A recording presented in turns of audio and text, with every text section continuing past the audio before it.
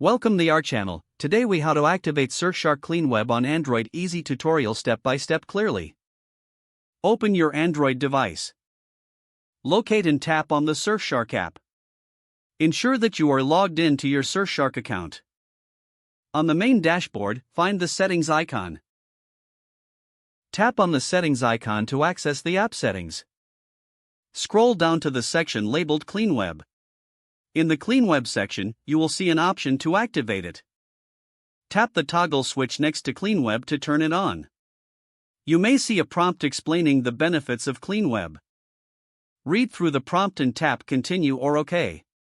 Once activated, Surfshark CleanWeb will block ads, trackers, and malicious websites. Return to the main dashboard to confirm CleanWeb is active.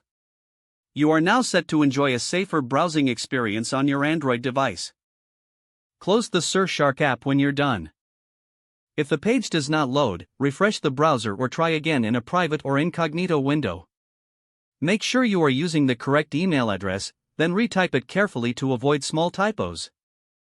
If your password is not accepted, use the reset option and create a new strong password you can remember. Check your spam folder for verification or security emails, then complete any requested confirmation steps. Enable two-factor authentication if available to improve account security and reduce unauthorized access risk.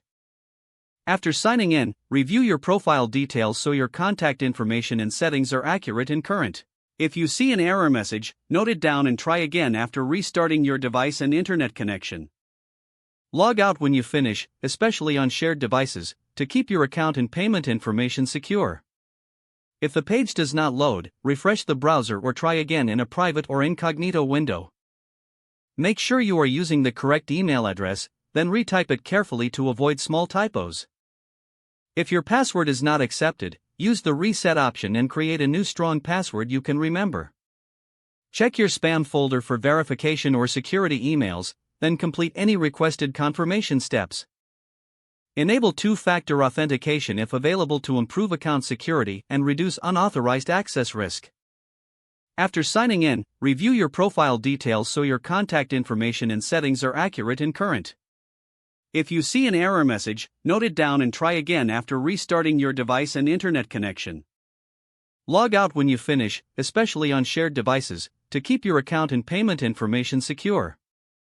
Don't forget to like this video and subscribe to our channel for more step-by-step tech guides.